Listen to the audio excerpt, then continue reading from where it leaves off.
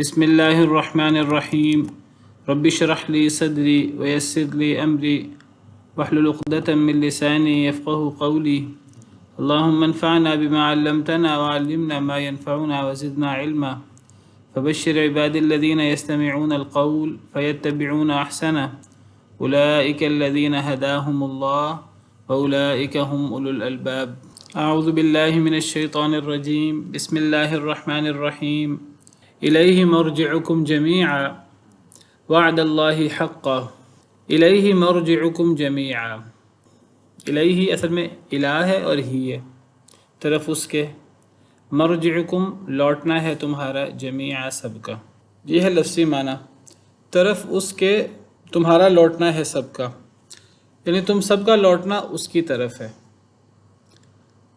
یہ اس کا لفظی معنی ہے. لیکن اگر میں یہ معنی کروں، ایک معنی یہ ہے کہ اس کی طرف تم سب کا لوٹنا ہے،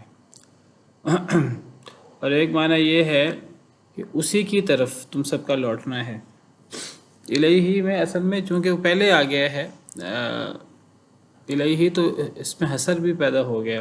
اللہ ہی کی طرف تم سب کا لوٹنا ہے، تو یہ اس کا صحیح معنی ہے. وعد اللہ حقا، وعدہ ہے اللہ کا سچا. تو تم سب کو اللہ کی طرف لوٹ کر جانا ہے، اللہ ہی کی طرف لوٹ کر جانا ہے. اس سے مرنے کے بعد کی زندگی ثابت ہوتی ہے، عقیدہ بعث بعد الموت ثابت ہوتا ہے، ایمان بالبعث بالیوم الآخر، بالجنہ والنار، بالحساب، بالمیزان، بالحوض، آخرت اور اس سے متعلقہ ساری چیزیں جن کا قرآن و سنت میں ثبوت ہے، تو وہ ساری کی ساری چیزیں یہاں ثابت ہوتی ہیں. مکی صورتوں کا انداز یہ ہے کہ مکی صورتوں میں اللہ تعالیٰ نے ایمانیات پر زیادہ بات کی ہے، ایسی چیزوں پر جن کے بارے میں مشرکین مکہ شکوک و شبہات کا شکار تھے. توحید اور اس کے بارے میں شبہات، عقیدہ رسالت اور اس کے بارے میں شبہات، قرآن اور اس کے بارے میں شبہات کہ یہ اللہ کا کلام ہے کہ نہیں، اور آخرت، بعث بعد الموت، مرنے کے بعد کی زندگی، اس پر شبہات، اسی طرح دیگر عقیدے کے مسائل، تقدیر وغیرہ اور یہ چیزیں. تو یہ ہیں بنیادی موضوعات مکی صورتوں کے. تو یہ مکی صورت ہے، تو اس صورت میں اللہ تعالیٰ پہلے ہم نے قرآن کی حقانیت کے بارے میں پڑھا، تلک آیات الکتاب الحکیم میں. پھر ہم نے رسالت کے بارے میں جو ان کا اعتراض تھا کہ یہ اللہ تعالیٰ نے انہی میں سے کسی انسان پر وحی کیوں کر دی ہے، ہم ہی میں سے ایک انسان پر وحی کیوں کر دی ہے، بشر پر وحی کیوں ہوئی ہے، یہ وحی تو کسی فرشتے پر ہونی چاہیے تھی، اس کے بارے میں پڑھا. پھر توحید، اس میں جو قریش مکہ کے ہاں، کفار کے ہاں مسائل تھے، اعتراضات تھے، سفارش کے بارے میں، اللہ توحید ربوبیت کا تو مشرک بھی مانتے تھے، تو اللہ نے توحید ربوبیت سے توحید الوہیت کو ثابت کیا کہ جب اللہ رب ہونے میں اکیلے ہے تو پھر اللہ معبود ہونے میں بھی اکیلے ہیں. توحید کی بات آئی. اب اس کے بعد بعث بعد الموت، مرنے کے بعد کی زندگی، اور مرنے کے بعد ہم نے مٹی میں مل کر مٹی ہی نہیں ہو جانا، بلکہ مرنے کے بعد دوبارہ زندگی ہے، دوبارہ زندہ ہوں گے. اور صرف زندہ نہیں ہونا، اللہ کے پاس جانا ہے، اللہ کے پاس جا کر حساب دینا ہے ہر چیز کا. اسی کی طرف لوٹنا ہے تمہارا جمیعاً سب کا. جو بندہ دنیا میں ایک دفعہ آ گیا ہے، چاہے وہ آتے سال ہی فوت ہو گیا، جو دنیا میں ایک دفعہ آ گیا ہے اس نے اللہ کے حضور پیش ہونا ہے. سب نے آنا ہے، ایک ایک بندے نے پیش ہونا ہے. کوئی بندہ اس سے بھاگ نہیں سکتا، وہ مسلمان ہے یا کافر ہے، جو بھی ہے. وعد اللہ حقا، یہ اللہ کا وعدہ ہے سچا. اس میں کسی قسم کا کوئی شک و شبہ نہیں ہے. کوئی شک و شبہ کرتا رہے تو یہ اس کا مسئلہ ہے، ورنہ کسی قسم کا کوئی شک نہیں ہے. یہ اللہ کا پکا سچا وعدہ ہے. انہ یبدأ الخلق ثم یعیدہ، بے شک وہ یعنی اللہ یبدأ الخلق ابتدا کرتے ہیں تخلیق کی، ثم یعیدہ، پھر وہ اس کا اعادہ بھی کرتے ہیں. یعیدہ، اعاد یعید، اعادہ کرنا، لوٹانا. تخلیق کی ابتدا بھی اللہ کرتے ہیں، پھر اللہ اس کا اعادہ بھی کریں گے، دوبارہ بھی کریں گے. اسی سے عید ہوتا ہے. عید کا لفظ بھی اسی سے ہی ہے. اس کا اصل مادہ، اس کا اصل روٹ عود ہے، عین واو دال، لوٹ کر آنا. عید کو کچھ لوگ سمجھتے ہیں عید کا معنی خوشی ہے. عید کا لفظی معنی خوشی نہیں ہے. عید کا لفظی معنی ایسی چیز ہے، یا آپ کہہ لیں ایسی خوشی جو بار بار لوٹ کر آئے. اصل عید کے معنی میں لوٹنے کا معنی ہے، بار بار لوٹنے کا معنی. تو یعیدہ، اس کا روٹ بھی وہی ہے، عید والا، اور اس کا اصل عود ہے. وہ ابتدا کرتا ہے تخلیق کی، پھر وہ اس کا اعادہ بھی کرے گا، تخلیق کا اعادہ بھی کرے گا اللہ تعالیٰ. تخلیق کا اعادہ کرے گا کیا مطلب؟ یعنی مرنے کے بعد دوبارہ زندہ کرے گا تمہیں. لیجزی الذین آمنوا وعملوا الصالحات بالقسط. کیوں اللہ دوبارہ پیدا کریں گے؟ مرنے کے بعد کی زندگی کیوں ہے؟ اس کا کیا مقصد ہے؟ اس کا مقصد یہ ہے تاکہ وہ بدلہ دے، جزا دے ان لوگوں کو جو ایمان لائے، وعامل الصالحات، اور جنہوں نے نیک اعمال کیے، بالقسط، انصاف کے ساتھ. اگر مرنے کے بعد کی زندگی نہ ہو تو یہ دنیا بیکار ہو جاتی ہے، یہ دنیا بے مقصد ہو جاتی ہے.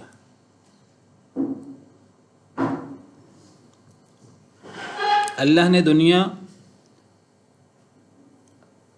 حساب کتاب کے لیے نہیں بنائی. اللہ کے نزدیک دنیا سب کچھ نہیں ہے. اللہ کے نزدیک اصل زندگی آخرت کی زندگی ہے، جو ہمیشہ ہمیش کی زندگی ہے. یہ دنیا کی زندگی یہ اصل میں امتحان ہے، یہ اصل میں ابتلاء ہے، یہ اصل میں آزمائش ہے.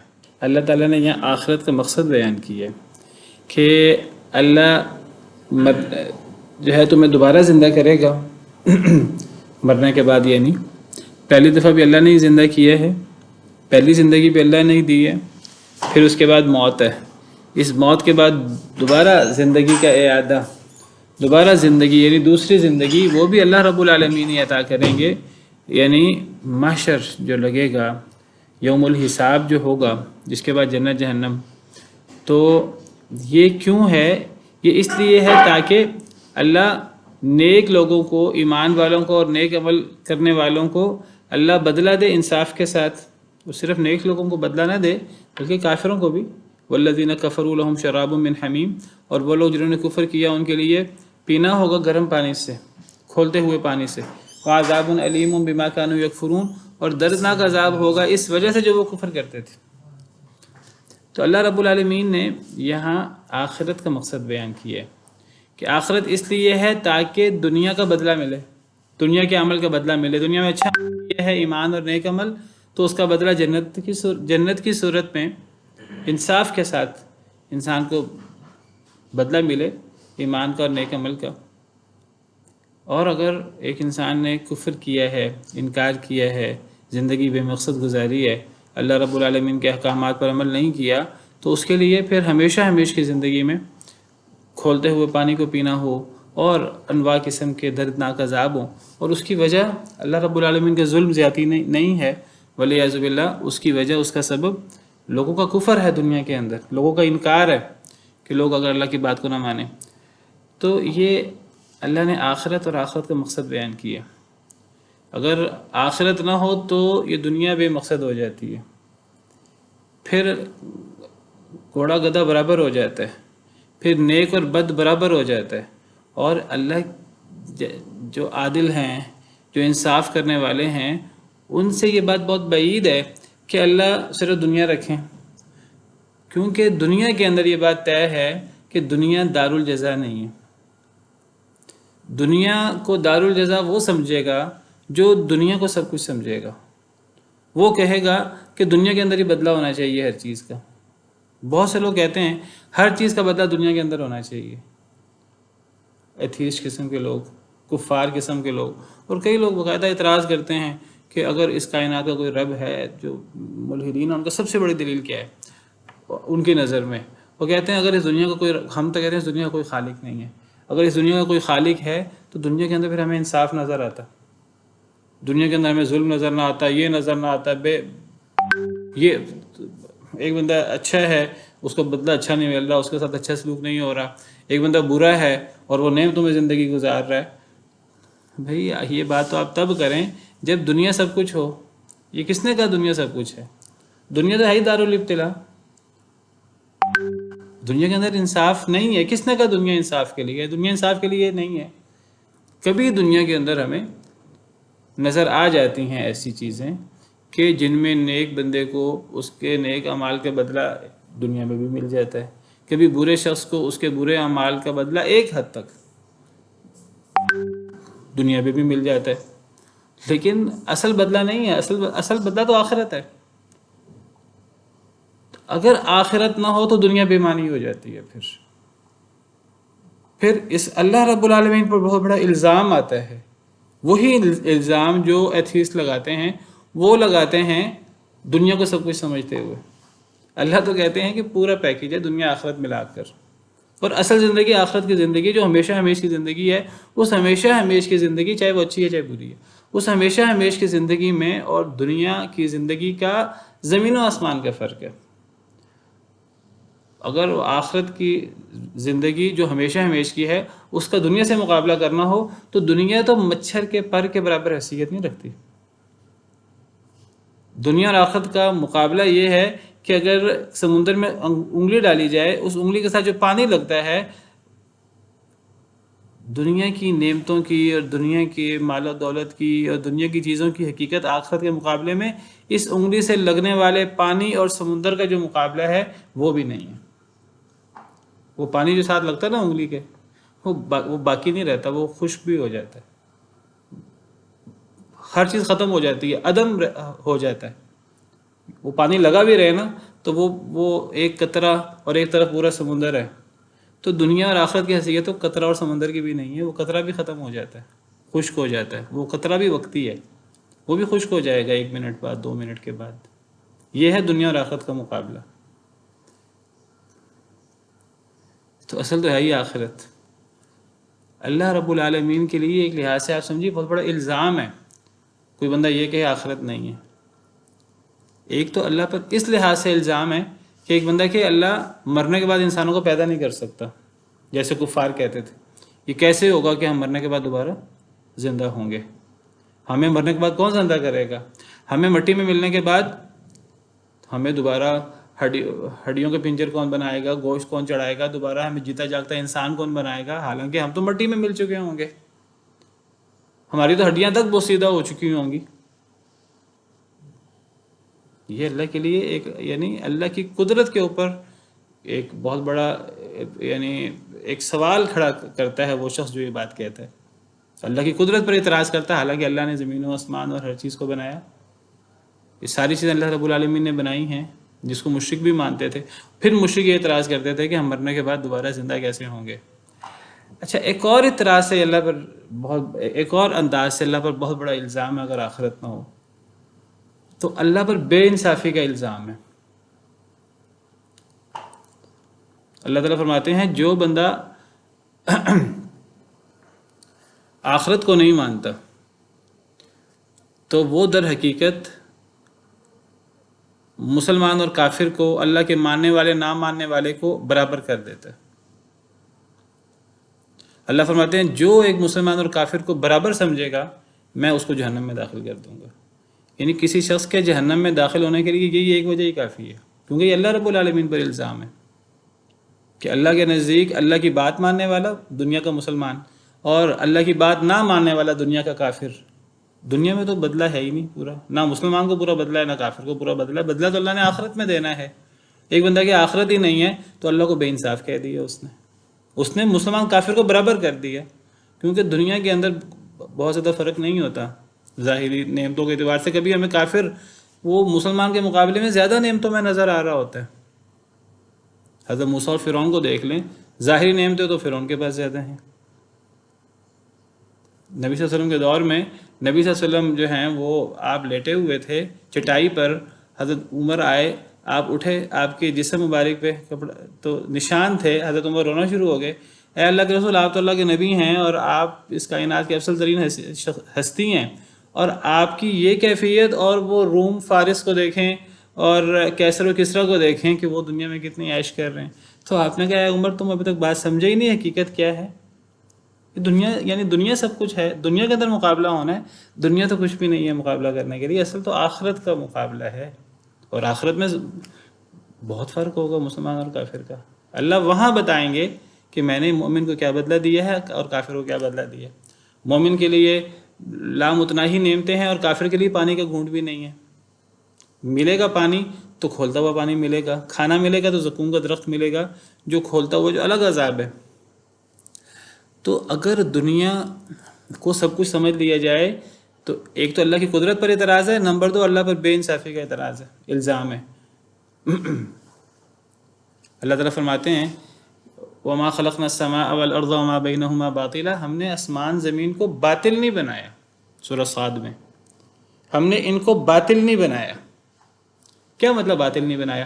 یعنی جو آخرت کو نہیں مانتا وہ گویا کہ منہ سے یہ کہتا ہے زمین و آسمان یا پورا سسٹم، پوری کائنات باطل نظام پہ کھڑی ہے، کیونکہ کوئی مقصد ہی نہیں ہے زمین و آسمان کا۔ اللہ فرماتے ہیں نہیں، یہ باطل نہیں ہے، مقصد ہے، اور مقصد کہاں پورا ہوگا؟ آخرت میں۔ ذالک ظن الذین کفروا، یہ کافروں کا گمان ہے کہ آخرت نہیں ہے اور دنیا اور یہ زمین اور کائنات ساری باطل ہیں، یہ کافروں کا گمان ہے۔ اور اللہ فرماتے ہیں صرف اس گمان کے بدلے کافروں کے لیے آگ ہے، فویل للذین کفروا من النار، ذالک ظن الذین کفروا فویل للذین کفروا من النار، ان کافروں کے لیے آگ ہے صرف آخرت کا انکار کرنے کی بنا پر۔ یہ اتنا بڑا جرم ہے آخرت کا انکار۔ آخرت پر ایمان چھوٹی چیز نہیں ہے، یہ سب کچھ ہے۔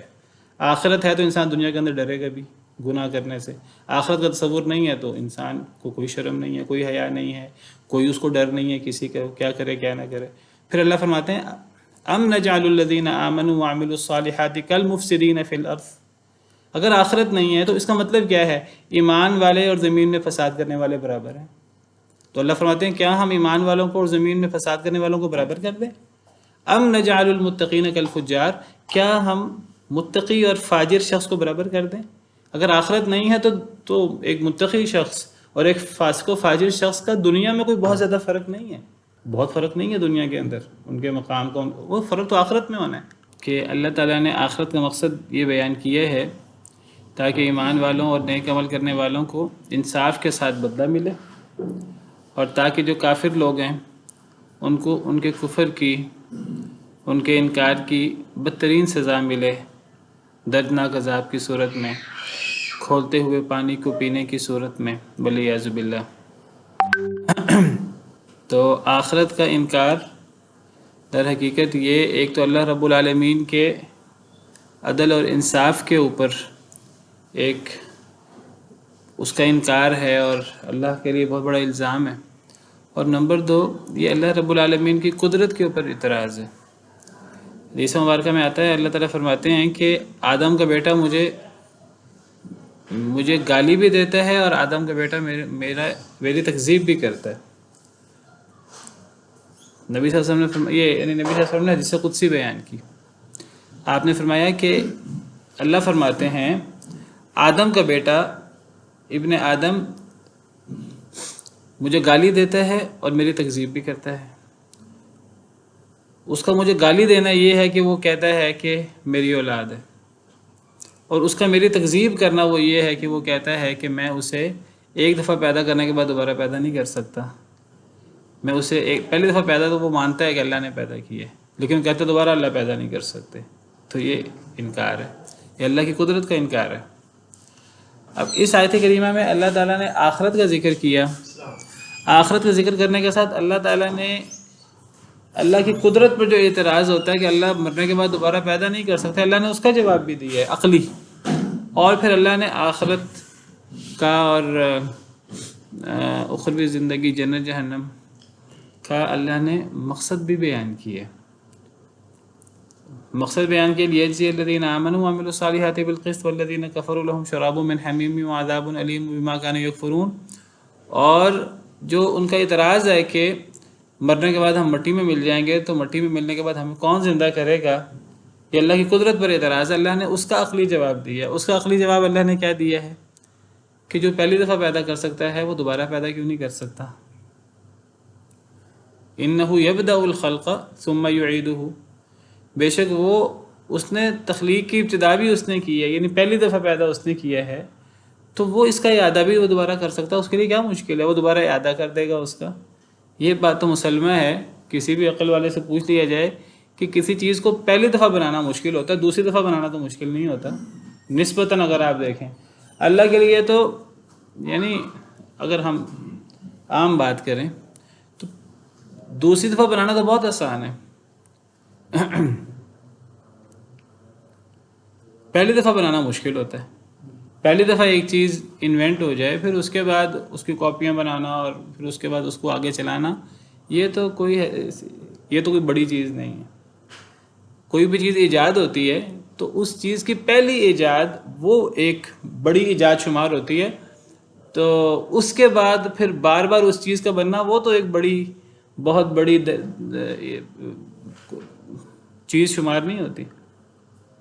ساری اہمیت اس شخص کی ہوتی ہے جس نے پہلی دفعہ کسی چیز کو ڈسکور کیا ہو، یا پہلی دفعہ کسی چیز کو اس نے انوینٹ کیا ہو۔ یہ تو ہم دنیا کی بات کرتے ہیں، تو اعادہ تو مشکل نہیں ہوتا، ابتدا مشکل ہوتی ہے۔ اللہ کے لیے تو ابتدا بھی مشکل نہیں ہے۔ اللہ تعالیٰ قرآن میں فرماتے ہیں وَهُوَ الَّذِي يَبْدَأُ الْخَلْقَ ثُمَّ يُعِيدُهُ وَهُوَ أَهْوَنُ عَلَيْهِ، کہ اللہ نے پہلی دفعہ بھی پیدا کیا ہے، اللہ اسی کو دوبارہ بھی پیدا کرے گا، اور یہ دوسری دفعہ پیدا کرنا اللہ پر بہت آسان ہے۔ وَلَهُ الْمَثَلُ الْأَعْلَىٰ فِي السَّمَاوَاتِ وَالْأَرْضِ، اللہ کے لیے تو آسمان و زمین میں بہترین مثال ہے۔ دنیا کے اندر ہم دیکھیں تو دوبارہ ایک کام کو دوبارہ کرنا تو کوئی مشکل نہیں ہوتا، تو اللہ کے لیے تو مثل الاعلیٰ ہے۔ تو اللہ پر اعتراض یہ ہے کہ اللہ پہلی دفعہ تو اللہ نے پیدا کیا ہے۔ مشرکین سے پوچھیں کہ زمین کو کس نے پیدا، انسان کو کس نے پیدا کیا، کہتے ہیں اللہ نے۔ وَلَا إِنسَانٌ خَلَقَهُمْ لَيَقُولُنَّ اللَّهُ، اللہ کہتے ہیں فَأَنَّىٰ يُؤْفَكُونَ، پھر یہ بہک کدھر گئے ہیں، پھر ان کی عقل گھاس سے نہیں چلی گئی ہے، ان کی عقل کہاں چلی گئی ہے؟ پہلی دفعہ تو اللہ نے پیدا کیا، دوبارہ اللہ پیدا نہیں کر سکتا۔ حالانکہ دوبارہ پیدا کرنا تو پہلی دفعہ پیدا کرنے سے زیادہ مشکل تو نہیں ہوتا، آسان ہی ہوتا ہے۔ پھر اللہ تعالیٰ اور کئی طریقوں سے جواب دیتے ہیں۔ اللہ فرماتے ہیں کہ جو آسمان اور زمین بڑی بڑی مخلوقات کو پیدا کر سکتا ہے، انسان کو دوبارہ پیدا کرنا وہ آسمان زمین کی تخلیق کے برابر تو نہیں ہے۔ انسان تو اپنے حجم کے لحاظ سے، اپنے جثے کے اعتبار سے بہت چھوٹی مخلوق ہے۔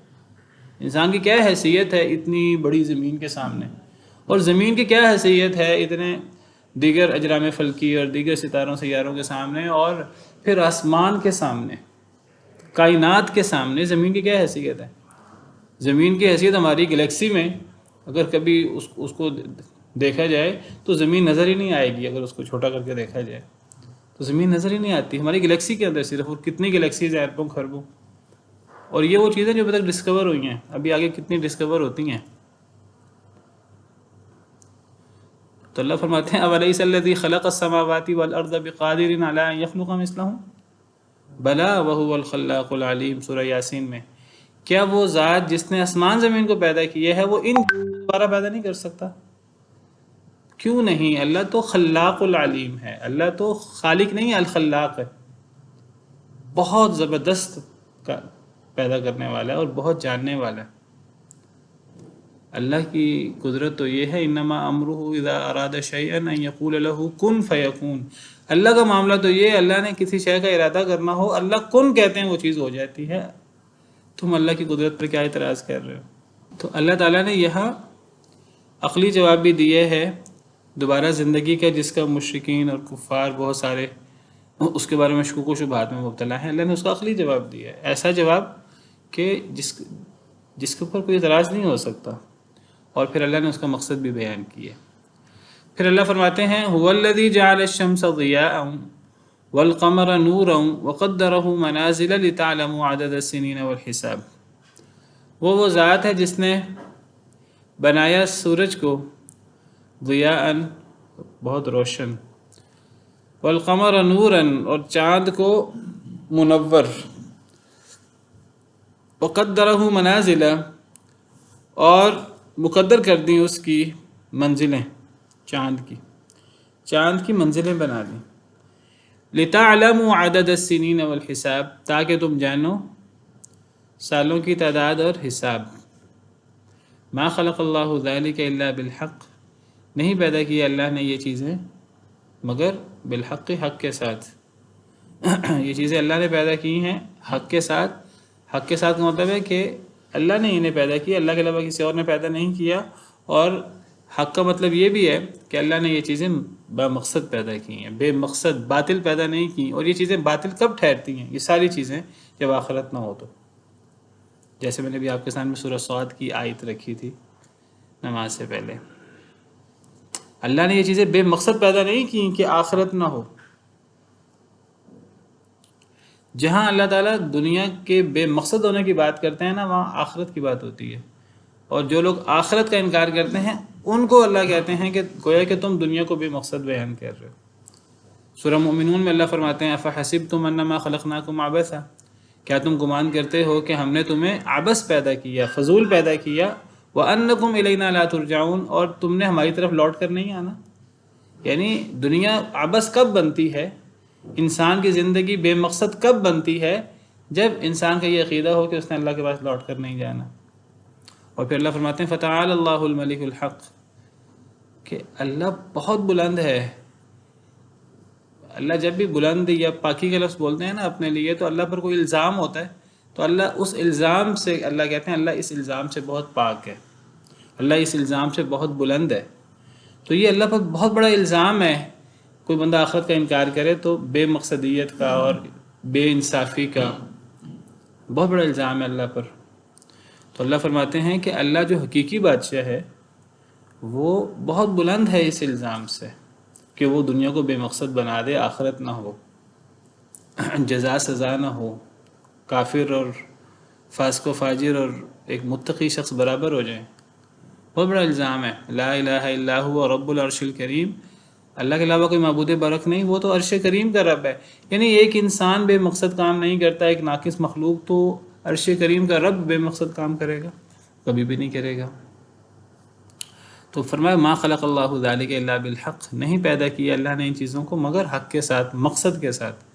یفصل الآیات لقوم یعلمون، وہ کھول کھول کر آیتیں بیان کرتا ہے اس قوم کے لیے جو جانتی ہے۔ یہ آیتیں اور یہ ایک ایک چیز میں اللہ کی عظمت ہے، اللہ کی قدرت ہے، نشانیاں ہیں توحید پر، رسالت پر، آخرت پر، ایک ایک چیز میں نشانیاں ہیں۔ لیکن یہ نشانیاں سمجھ کس کو آتی ہیں؟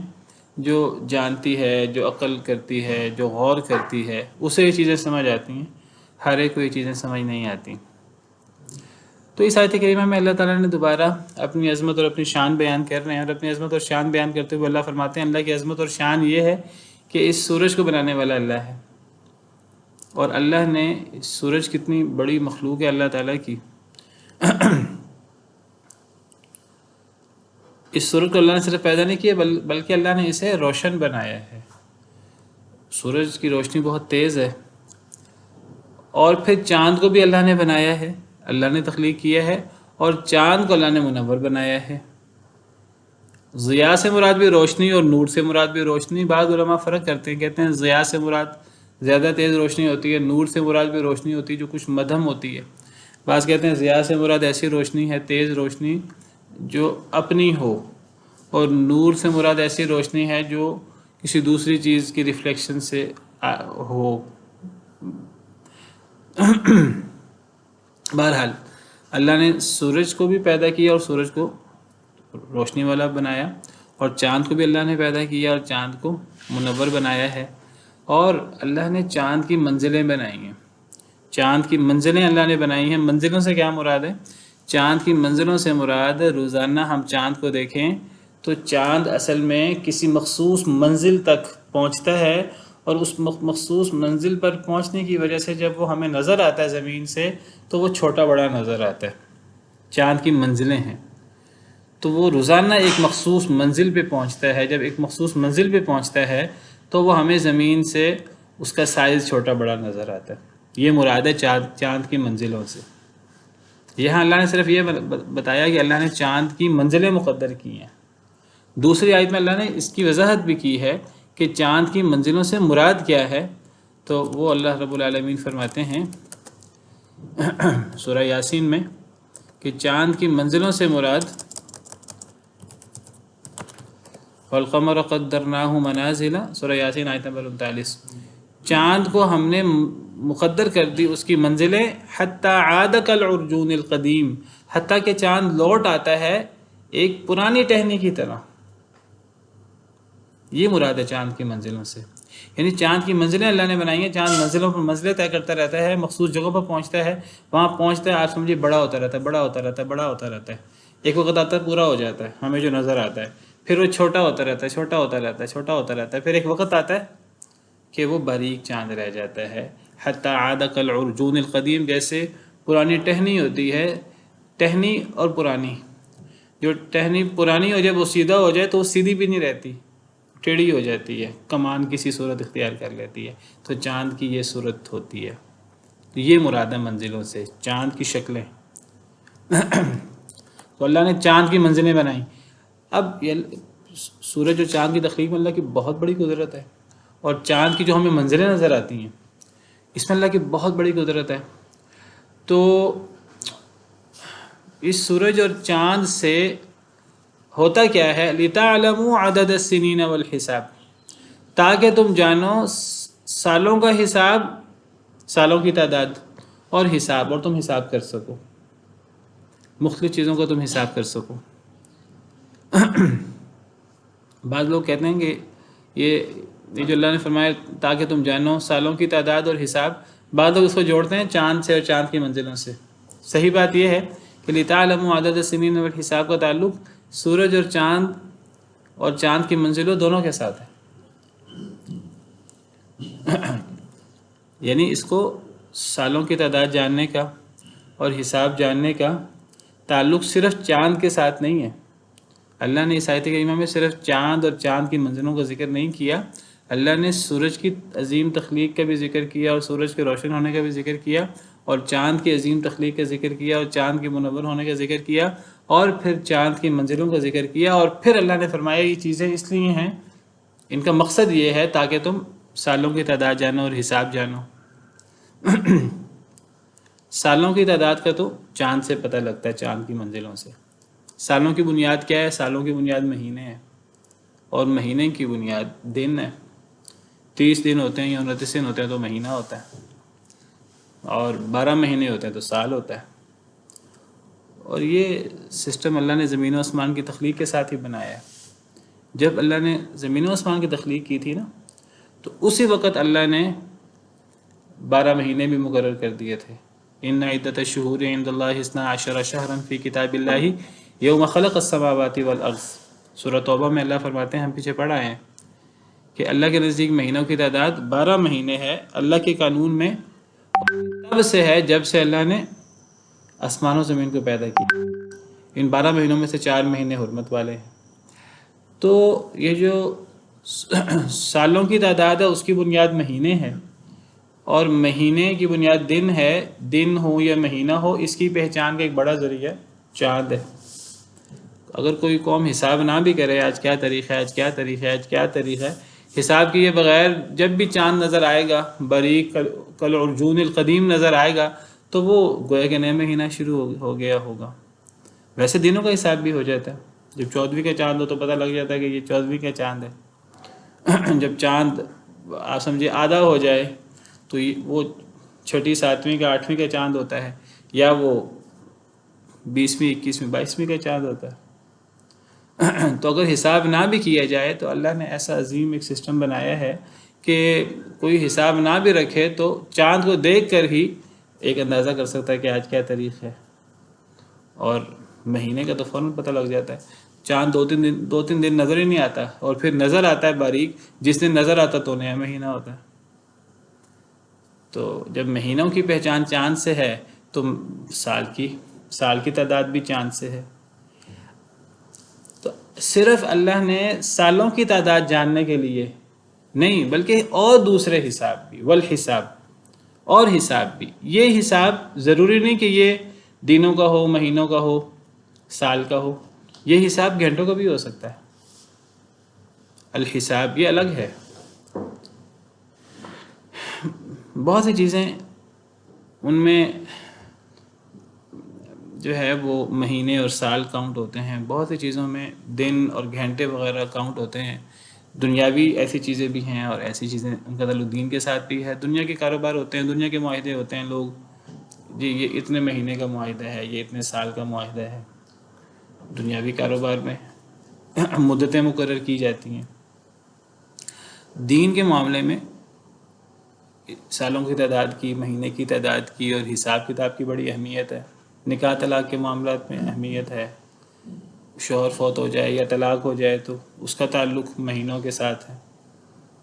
فلاں صورت میں طلاق کی مدت عدت 4 مہینے 10 دن ہے، فلاں صورتوں میں 3 مہینے ہے، فلاں صورتوں میں وہ اتنی دفعہ حیض آنا ہے.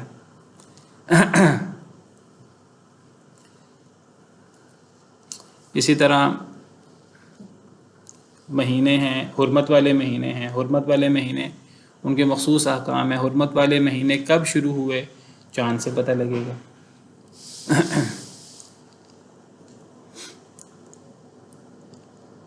رمضان کب آ رہا ہے، رمضان کے احکامات ہیں روزہ رکھنے کے حوالے سے، تو اس کا چاند سے پتہ لگے گا. چھوٹی عید کب آ رہی ہے چاند سے پتہ لگے گا. حج کے مہینے کب آ رہے ہیں چاند سے پتہ لگے گا.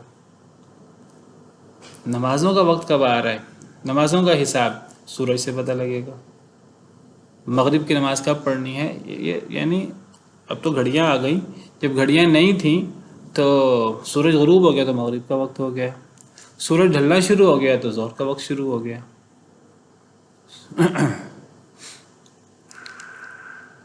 اگر سایہ جو ہے وہ ایک مثل ہو جائے عصر کا وقت شروع ہو گیا. اب سورج غروب ہو گیا، اب شفق موجود ہے تو اب شفق غروب ہوگی تو عشاء کا وقت شروع ہو جائے گا. تو کچھ چیزیں ان کا تعلق مہینوں اور سالوں کے ساتھ، اس کا تعلق چاند اور چاند کی منزلوں سے ہے. کچھ حساب و کتاب کا تعلق چاند کے ساتھ بھی ہے، کچھ حساب و کتاب کا تعلق سورج کے ساتھ بھی ہے. میں نے تھوڑی سی وضاحت اس لیے کر دی کہ بعض لوگ کہتے ہیں کہ جی یہ سب چیزیں چاند سے متعلق ہیں. یہ بات صحیح نہیں ہے، کیونکہ یہاں سورج اور چاند دونوں کا ذکر ہے. اور قرآن کریم کی بعض آیات میں مزید وضاحت ہے اس کی. سورہ انعام میں اللہ تعالیٰ فرماتے ہیں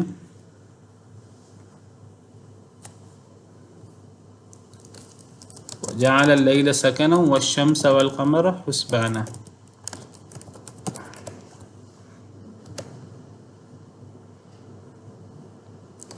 کیا مطلب ہے جعل، یعنی اللہ نے رات کو سکون کے لیے بنایا، اور والشمس والقمر حسبانا، اللہ نے سورج اور چاند کو حساب کے لیے بنایا. دو تفسیریں والشمس والقمر حسبانا. ایک اس کی تفسیر اللہ نے سورج اور چاند کو حساب کے ساتھ بنایا ہے، یعنی سورج اور چاند ایک لگے بندے نظام کے مطابق چلتے ہیں، ایک حساب سے چلتے ہیں. ایک حساب سے ایک مخصوص وقت میں طلوع ہوتے ہیں، ایک مخصوص وقت میں غروب ہوتے ہیں. چاند بھی ایک مخصوص وقت میں طلوع ہوتے ہیں، ایک مخصوص وقت میں غروب ہوتے ہیں. یہ بھی مراد ہے سورج اور چاند کو اللہ نے حساب سے بنایا. اور یہ بھی مراد ہے، یہ بھی تفسیر ہے کہ سورج اور چاند کو حساب کے لیے بنایا ہے. دونوں تفسیریں ہیں. جب ہم نے سورہ نام پڑھی تھی تو دونوں تفسیریں پڑھی تھی ہم نے. اسی طرح سورہ رحمان میں اللہ فرماتے ہیں الشمس والقمر بحسبان، سورج اور چاند حساب کے ساتھ ہیں. وہاں بھی دونوں تفسیریں ہیں، یعنی ایک لگے بندے حساب سے یہ طلوع ہوتے ہیں، غروب ہوتے ہیں، یہ گردش میں ہیں. ایک لگے بندے حساب سے، ایک سیکنڈ کا حساب ہے. دوسری تفسیر یہ ہے کہ یہ حساب کے لیے ہے. ان دونوں سے حساب ہوتا ہے. تو سالوں کی تعداد معلوم کرنی ہو یا اور حساب کتاب ہو، اس کا تعلق چاند کے ساتھ بھی ہے، اس کا تعلق سورج کے ساتھ بھی ہے. جو چیزیں مہینوں اور سالوں اور سے متعلق ہیں، دنوں سے، اس کا تعلق چاند کے ساتھ ہے. جس کا تعلق گھنٹوں سے ہے، دن کے پہروں سے ہے، اس کا تعلق دن سورج کے ساتھ ہے. تو یہ دونوں حساب کتاب کے لیے ہیں. اور اصل میں نے تھوڑی سی وضاحت اس لیے کی کہ کچھ لوگ کہتے ہیں کہ جی ہمیں مسلمانوں کو اتحاد کرنا چاہیے، اتفاق کرنا چاہیے، تو ہمیں کم از کم چاند پر اتفاق کر لینا چاہیے. چاند پر اتفاق اس لیے کر لینا چاہیے کیونکہ چاند سے رمضان کی تعین ہوتی ہے، چاند سے عید کی تعین ہوتی ہے، چاند سے ذوالحج کی تعین ہوتی ہے، چاند سے اور مہینوں کی تعین ہوتی ہے۔ تو مسلمان اچھے مسلمان ہیں کہ چاند پر بھی متفق نہیں ہوتے۔ چاند تو دنیا میں ایک ہی ہے، کوئی یہ تو نہیں پاکستان کا الگ چاند ہے، پاکستانیوں کے لیے اللہ نے کوئی الگ چاند بنایا ہے، سعودی عرب کے لیے اللہ نے کوئی الگ چاند بنایا ہے، امریکہ کے لیے اللہ نے کوئی الگ چاند بنایا ہے۔ تو وہ کہتے ہیں کہ مسلمانوں کے اتحاد اور اتفاق کی نشانی یہ ہے کہ پوری دنیا میں ایک ہی وقت میں رمضان ہونا چاہیے، ایک ہی وقت میں عید ہونی چاہیے، ایک ہی وقت میں۔ تو وہ کہتے ہیں کہ اچھے مسلمان ہیں کہ ان کا چاند پر بھی اتفاق نہیں ہے۔ اصل میں اس کے لیے بنیاد کیا ہے؟ اس کے لیے بنیاد وہ غیر مسلموں کے تہوار ہیں کہ غیر مسلموں کے ہاں ان کے تو تہوار جو ہیں وہ ایک ہی دن ہوتے ہیں، مسلمانوں کے ہاں تاریخ آگے پیچھے ہو جاتی ہے۔ شمسی تقویم لیں تو وہ سب کے ہاں ایک ہی تاریخ ہے، مسلمانوں کے ہاں جی آج پاکستان میں چاند کی کیا تاریخ ہے؟ جی یہاں 28 رمضان ہے، سعودی عرب میں کیا تاریخ ہے؟ جی وہاں تو 27 رمضان ہے۔ پھر یہ کیا؟ یہ بعض لوگ اعتراض اٹھاتے ہیں، وہ کہتے ہیں چاند ایک ہے تو یہ تاریخ فرق کیوں ہو جاتی ہے؟ بھئی چاند تو ایک ہے، لیکن دنیا میں چاند ایک ہے، جہاں سے بھی دیکھو چاند ایک ہی ہے، لیکن چاند کا مطلع مختلف ہے ہر علاقے کے اعتبار سے۔ کچھ لوگ کہتے ہیں نہیں، آپ جہاں چاند پہلے طلوع ہوا آپ پوری دنیا کے لیے وہ مطلع رکھ لو۔ ہم کہتے ہیں کہ بھئی آج تو یہ وسائل اتصالات موجود ہیں، انٹرنیٹ موجود ہے، فون پہ بات ہو سکتی ہے، امریکہ میں رابطہ ہو سکتا ہے، پہلے چاند کہاں نکلا معلوم کیا جا سکتا ہے، اور چاند نکلے تو 1-2 گھنٹوں کے اندر پوری دنیا میں اعلان ہو سکتا ہے چاند نکل گیا ہے۔ تو پوری دنیا کے لیے ایک چاند کیوں نہیں مقرر کیا جاتا؟ ہم کہتے ہیں جب یہ وسائل نہیں تھے تو تب کیا تھا؟ تب تو ہر علاقے میں جب چاند نظر آتا تھا تب بھی چاند ہوتا تھا نا۔ تو دینی احکامات کوئی وسائل کے محتاج تو نہیں ہیں، یعنی یہ تو نہیں ہے جب گھڑیاں ہیں تو نماز کا وقت ہو سکے گا، گھڑیاں نہیں ہوں گی تو نماز کا وقت ہی نہیں ہو سکے گا۔ جب گھڑیاں نہیں ہوتی تھی نماز کا وقت تو پھر بھی ہوتا تھا۔ جب گھڑیاں اور کیلنڈر نہیں ہوتے تھے، ہماری جنتریاں اور ہمارے یہ، تو اس وقت بھی لوگ روزے رکھتے تھے، اس وقت بھی لوگ جو ہے وہ یہ عیدیں مناتے تھے، رمضان وغیرہ رکھتے تھے۔ تو یہ وسائل آنے سے دین کے احکامات ہی چینج ہو جائیں گے۔ نبی صلی اللہ علیہ وسلم کا ارشاد ہے صوموا لرؤیتہ وافطروا لرؤیتہ، چاند کو دیکھ کر روزہ رکھو، چاند کو دیکھ کر روزہ افطار کرو۔ ہر علاقے کے لوگ جب چاند دیکھتے تھے ان کو جب چاند نظر آتا تھا وہ روزہ رکھ لیتے تھے، اور صحیح احادیث میں اس کی مثالیں موجود ہیں کہ اسلامی خلافت میں ایک ہی خلافت میں مختلف علاقوں کے مسلمان مختلف وقت میں رمضان منا رہے تھے، مختلف وقت میں عید کر رہے تھے۔ صحیح مسلم کے اندر اس کی دلیل موجود ہے باقاعدہ۔ اور حضرت ابن عباس فرماتے ہیں کہ نبی صلی اللہ علیہ وسلم کا بھی یہی فیصلہ ہے۔ لوگ جذباتی ہوگا جی یہ اچھے مسلمان ہیں، ان کا اتفاق چاند پر بھی نہیں ہوتا، تہواروں پر بھی نہیں ہوتا، تو باقی کس جگہوں پر اتفاق کریں گے؟ پھر اللہ نے اتفاق کے لیے کتاب و سنت پر عمل کرنے کا حکم دیا۔ اتفاق کا مطلب یہ نہیں ہے کہ ہماری عبادتیں ایک وقت میں ہوں گے تو پوری دنیا میں اتفاق ہو جائے گا۔ اگر عبادتوں سے اتفاق کرنا ہے کہ روزہ ایک ہی دن کرنا ہے اور عید ایک ہی دن کرنی ہے، تو پھر یہ روزے تو سال بعد آتے ہیں، عید وغیرہ۔ سب سے پہلے نمازوں کے اندر اتفاق کرنا چاہیے، پوری دنیا کے اندر ایک وقت میں نماز ہونی چاہیے، فجر کی، ظہر کی، عصر کی، مغرب کی، عشاء کی۔ پوری دنیا میں ایک وقت میں نماز نہیں ہوتی، حالانکہ حساب تو چاند سے نہیں ہوتا، سورج سے بھی ہوتا ہے، اور روزانہ کا ہوتا ہے۔ یہ کیوں نہیں ہم دعویٰ کرتے کہ جی پوری دنیا میں سورج بھی ایک ہی ہے؟ تو پوری دنیا میں اللہ تعالیٰ نے فرمایا کہ جب سورج غروب ہو تو مغرب کی نماز پڑھو۔ تو جب سعودی عرب میں، پاکستان میں پہلے سورج غروب ہو جاتا ہے، سعودی عرب سے 2 گھنٹے پہلے، جب پاکستان میں سورج غروب ہو تو سعودی عرب کو بھی ہمارے مطابق نماز پڑھ لینی چاہیے مغرب کی، حالانکہ وہاں ابھی عصر کا وقت ہوتا ہے۔ تو یہ ایک عجیب سا تکلف ہے کہ جس تکلف کے پیچھے ہم پڑ گئے ہیں، یہ جدید کچھ وسائل آنے کے بعد۔ جب یہ وسائل نہیں تھے تب دین سادہ تھا، وہی دین آج بھی موجود ہے۔ اور یہ جو تکلف کر کے ہم شمسی تقویم کو مد نظر رکھتے ہوئے جس طرح غیر مسلم وہ اپنے تہوار ایک دن مناتے ہیں، ہم بھی ان کی دیکھا دیکھی اپنے تہوار ایک دن منانے کی کوشش کریں. یہ کوئی اتحاد اور اتفاق نہیں ہے. ہمیں اپنے تہوار اور اپنے چیزیں اسی طرح منانی ہے جس طرح اللہ تعالیٰ نے حکم دیا ہے. تو ہمیں چاند کو دیکھ کر چاند کے معاملہ چاند کا حساب کرنا چاہیے، سورج کو دیکھ کر سورج کا حساب کرنا چاہیے. یہ تکلف کرنا کہ جی ہم یہاں بیٹھے بیٹھے امریکہ کے چاند کو بنیاد بنا لیں، امریکہ والے مکہ کے چاند کو بنیاد بنا لیں، یا پوری دنیا مکہ کے چاند کو بنیاد بنا لے، تو یہ عجیب تماشا ہو جائے گا اور اتحاد پھر بھی نہیں ہونا. کچھ لوگ کیا کہتے ہیں دیکھیں جی عرفات کا دن ہے تو مکہ مکرمہ میں عرفات میں حاجی لوگ، وہ یوم عرفہ ہے، حاجی لوگ عرفات میں اکٹھے ہیں، تو پاکستان میں اس دن 8 تاریخ ہوتی ہے یا 7 تاریخ ہوتی ہے. تو اب ہم جو روزہ رکھیں گے عرفہ کا، تو اس دن تو مکہ مکرمہ میں وہ عید منا رہے ہوں گے، وہاں 10 تاریخ ہوگی. تو ہمیں تو وہ جس وقت عرفات میں حاجی عرفات میں موجود ہیں، ہمیں اس دن روزہ رکھنا چاہیے.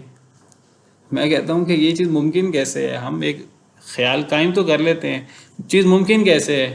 یعنی دنیا میں کتنے علاقے ایسے ہیں کہ جس وقت حاجی ظہر سے لے کے مغرب تک عرفات میں ہوتے ہیں وہ رات ہوتی ہے، وہاں روزہ رکھ ہی نہیں سکتے وہ. تو بہرحال دیکھیے، حساب کے لیے صرف چاند نہیں ہے، حساب کے لیے سورج بھی ہے. عبادات کا حساب ہو، دنیاوی ہمارے معاملات کا حساب ہو، صرف چاند نہیں ہے، سورج بھی ہے. تو چاند اور سورج کو مشترک کر لینا پوری دنیا کے لیے، یہ نہ اللہ نے اس کا حکم دیا ہے اور نہ کوئی یہ اللہ کا کوئی تقاضا ہے. اللہ کا تقاضا یہ ہے وَاعْتَصِمُوا بِحَبْلِ اللَّهِ جَمِيعًا وَلَا تَفَرَّقُوا، اللہ کی رسی کو مضبوطی سے تھام لو اور تفرقہ بازی نہ کرو.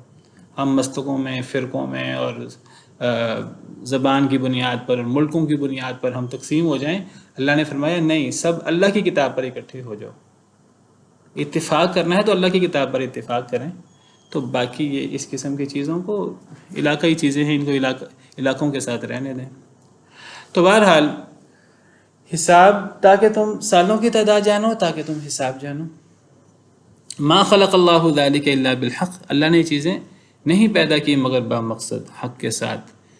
اللہ آیات بیان کرتے ہیں، نشانیاں کھول کھول کر بیان کرتے ہیں اس قوم کے لیے جو جانتی ہے.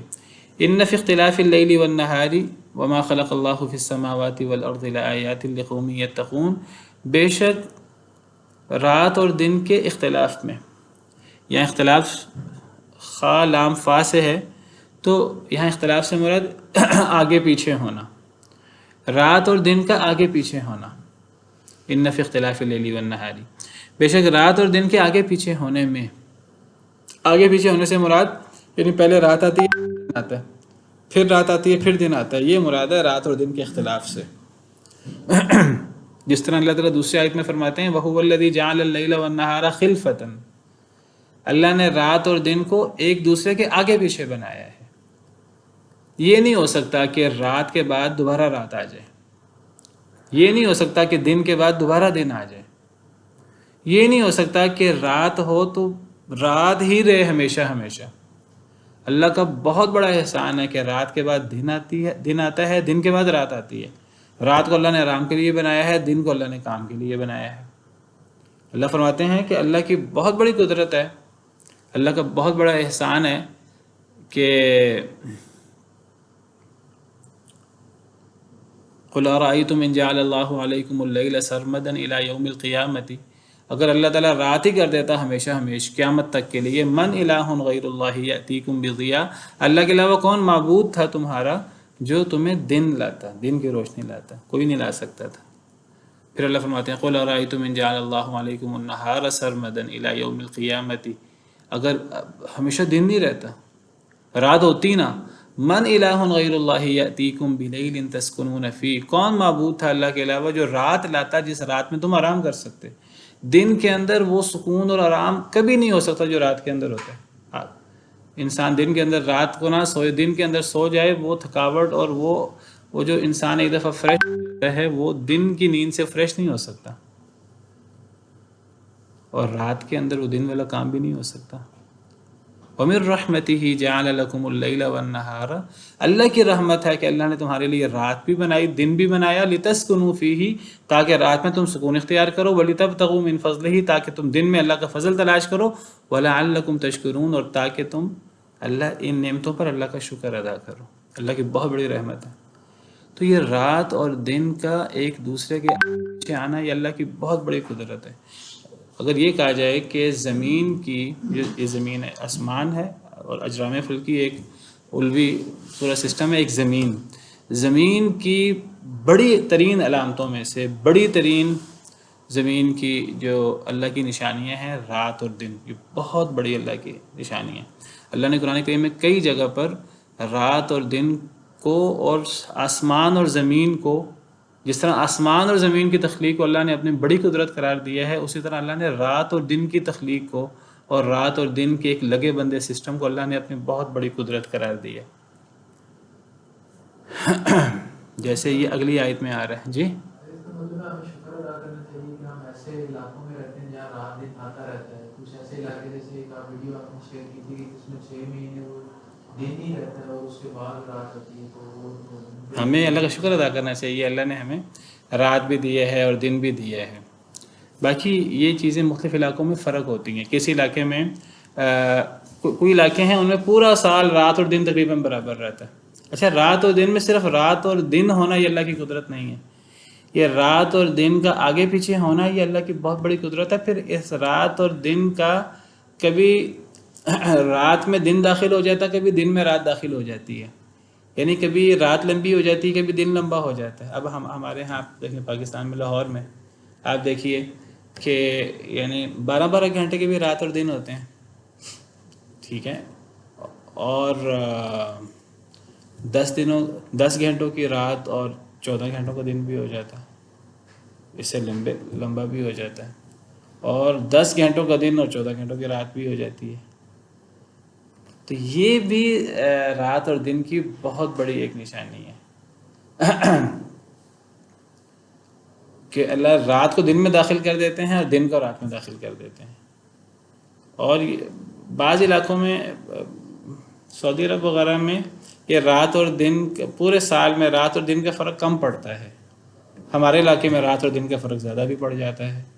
سال کے بعض اوقات میں برابر ہوتے ہیں، بعض اوقات میں 4 گھنٹے کا فرق پڑ جاتا ہے۔ بعض علاقوں میں یہ 4 گھنٹے نہیں 6 گھنٹے 8 گھنٹے کا فرق پڑ جاتا ہے۔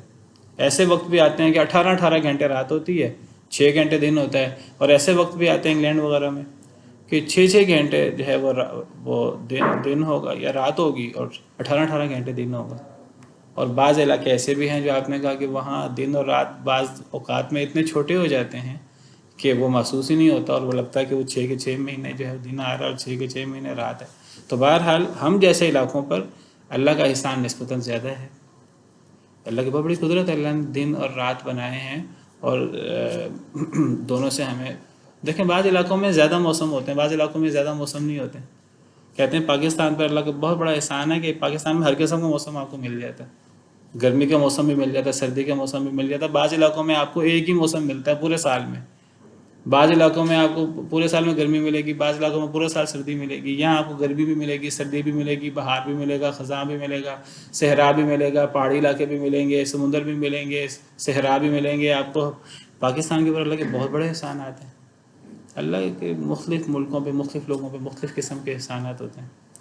تو بہرحال یہ رات اور دن جو ہے نا، اللہ کی اس نشانی پہ بہت زیادہ غور کرنے کی ضرورت ہے۔ قرآن میں سورہ آل عمران میں ان فی خلق السماوات والارض واختلاف اللیل والنہار لآیات لأولی الالباب، اللہ فرماتے ہیں آسمان اور زمین کی تخلیق میں اور رات اور دن کے آنے جانے میں عقل مندوں کے لیے یہ نشانی ہے۔ اکثر اللہ تعالیٰ نے زمین و آسمان کی تخلیق اور رات اور دن کو آنے جانے کو اللہ نے اکٹھا کیا ہے بڑی نشانیوں کے طور پر، اور یہ اگلی آیت میں بھی یہی ہے، ان فی اختلاف اللیل والنہار، بے شک رات اور دن کے اختلاف میں، وما خلق اللہ، یعنی اختلاف سے مراد ایک دوسرے کے آگے پیچھے ہونا، وما خلق اللہ فی السماوات والارض، جو اللہ نے پیدا کیا آسمان و زمین میں، پہلے آسمان و زمین کی خود اپنی تخلیق، پھر ان میں جو اللہ نے دیگر مخلوقات پیدا کی ہیں، تو ان میں بہت بڑی نشانیاں ہیں، لیکن یہ نشانیاں اس قوم کو سمجھ آتی ہیں جو اللہ سے ڈرتی ہے۔ جو قوم اللہ سے نہیں ڈرتی، آپ دیکھیں اللہ اس قوم کی کیسے مت مارتے ہیں کہ وہ بڑی بڑی چیزیں دریافت کرتے ہیں، وہ باقاعدہ جو ہے ان کے سامنے اللہ کی جتنی عظمت آ جائے وہ اتنا اللہ سے دور ہو جاتے ہیں، اللہ معاف کرے۔ جتنی کائنات کی عظمت ان کے سامنے آ جاتی ہے اور جتنی کائنات کے اندر نت نئی مخلوقات ان کے سامنے آتی ہیں، وہ بڑی چیزیں ریسرچ کرتے رہتے ہیں، بڑی چیزیں ڈسکور کرتے رہتے ہیں، اتنا اللہ کے وجود سے بھی منکر ہوتے ہیں۔ اصل میں یہ نہیں ہے کہ کوئی بڑی نشانی دیکھنے سے ایک بندہ ایمان ہی لے آئے گا۔ ایمان کی بنیاد بڑی نشانیاں نہیں ہوتی، ایمان کی اصل بنیاد اللہ کا ڈر ہوتا ہے۔ ایک بندہ ایمان لانا چاہتا ہے، وہ چھوٹی نشانی دیکھ کر بھی ایمان لے آئے گا۔ ایک بندہ ایمان لانا چاہتا ہے، ایک نشانی دیکھ کر بھی ایمان لے آئے گا، اور جس نے ایمان نہیں لانا وہ ہزاروں کیا لاکھوں نشانیاں دیکھ کر بھی ایمان نہیں لائے گا۔ اللہ کفار کے بارے میں فرماتے ہیں وَإِن يَرَوْا آیَةً يُعْرِضُوا، یہ کوئی نشانی دیکھ لیں یہ منہ موڑ لیتے ہیں اور یہ کہتے ہیں جادو ہے۔ اللہ تو یہ فرماتے ہیں قرآن میں کہ یہ کفار کی مثال تو یہ ہے کہ اگر اللہ ان کو اتنی بڑی نشانی دکھائیں کہ آسمان کے دروازے کھل جائیں ان کے سامنے اور آسمان پر زمین سے سیڑھی لگ جائے اور یہ اس سیڑھی پر چڑھنا بھی شروع ہو جائیں، پھر بھی یہ اس نشانی کو ماننے سے انکار کر دیں گے اور یہ کہیں گے ہم پہ جادو ہوا ہے، یہ جادو ہم دیکھ رہے ہیں، یہ کوئی حقیقت نہیں ہے۔ یہ قرآن کی آیت ہے۔ وَلَوْ فَتَحْنَا عَلَيْهِمْ بَابًا مِّنَ السَّمَاءِ فَظَلُّوا فِيهِ يَعْرُجُونَ لَقَالُوا إِنَّمَا سُكِّرَتْ أَبْصَارُنَا بل نحن قوم مسحورون، اگر کے دروازے کھل جائیں اور سیڑھی لگ جائے اور یہ سیڑھی پہ چڑھنا شروع ہو جائیں تو کہیں گے کہ ہماری آنکھیں مدہوش کر دی گئی ہیں۔